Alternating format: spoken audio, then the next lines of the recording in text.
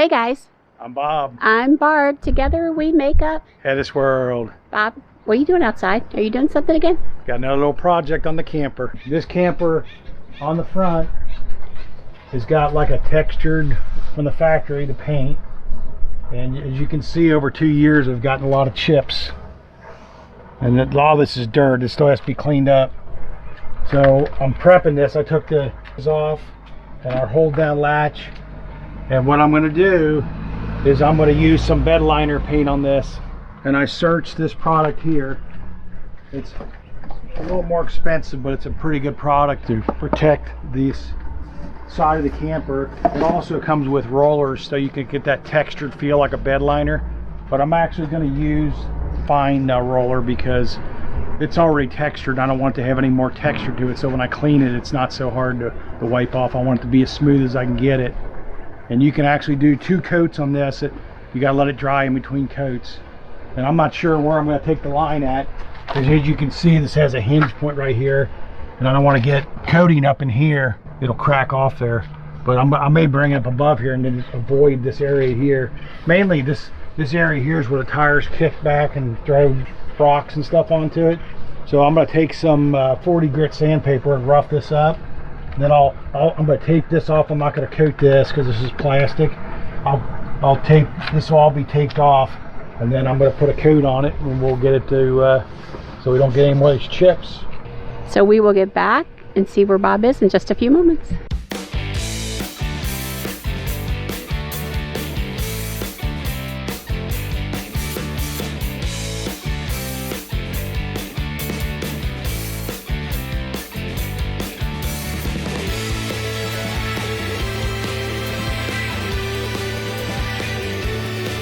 Before we start this video, we want you to think about subscribing to our channel. Why? Because we're all about RV life, K&M spider rides. It's free for you and it helps us out. We also want you to give us a thumbs up because that allows YouTube to pass our video on to more people to share. So let's get on with the video. I just wanted to show you a little of the prep work. I'm using some 80 grit sandpaper to rough this up so our paint adheres to it. Then I'm going to wipe her down with some mineral spirits. We're all taped off. We're ready for some bed liner.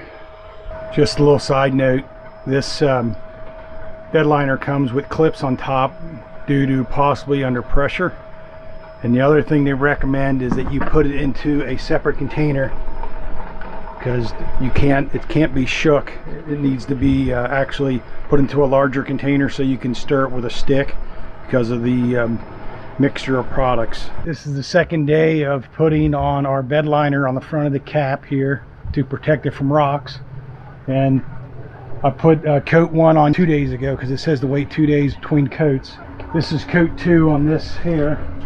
And it's textured. I'm using a textured brush because the flat brush would not allow me to put it on smooth, and it goes on textured, so I'm using the textured roller they give me.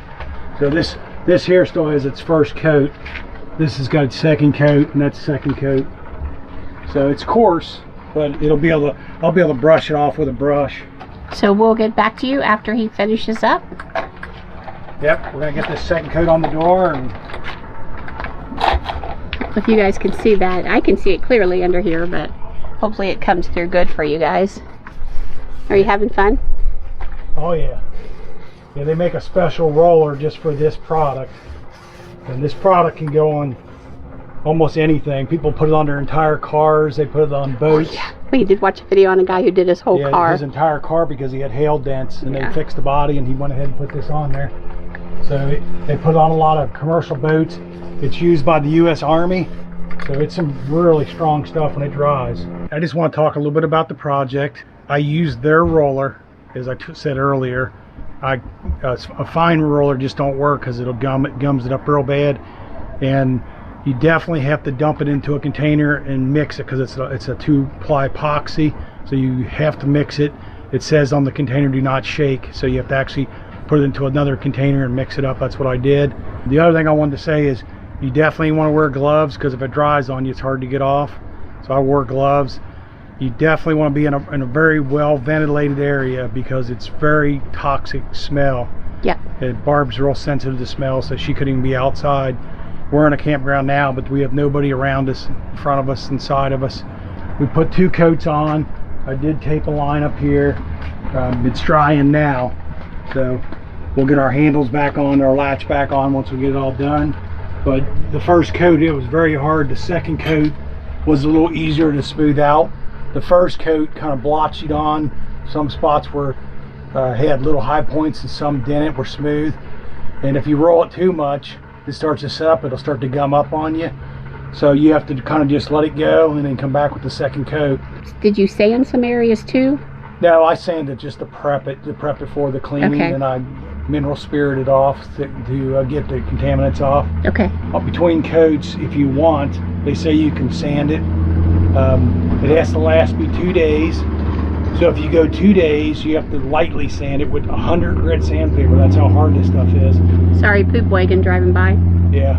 So yeah, so if you're going to do it after the 2 days of drying, you can use 100 grit real lightly to knock off the edges. And if you're going to do it anytime after that, you can sand it very abruptly, or you can use a lot of pressure with 100 grit because it'll be dry by then. So I think it says it takes 48 hours for it to set up. It's 8 hours to where you can touch it, but it even dries quicker than that. It's according to the humidity in the air. 48 hours, it's pretty hard, and you can walk on it if you put it like on a floor or something that's going to be walked on. And then after 7 days, it's pretty much cured. So I just wanted something to protect the front of the camper from the stones. The truck does have flaps on the back, but it's still, stones get up on there and they chip the paint away. Yeah. And Riverstone did do like a little bit of a little rough textured here, but it don't really do anything to, it's just a painted surface. So yeah. It'll chip really bad. And originally I was going to put some diamond metal on it because I bought some diamond metal. I just thought that would look a little tacky, trying to make it look really well. You can get this in like 10 different colors. But we had to order it online. Yeah, we ordered it actually from the company, and we'll put a link below on where we ordered it from. You can get it from Amazon, but it was more expensive buying it off Amazon than it was from this company directly. And they have the color options at the company. It's $49 a quart.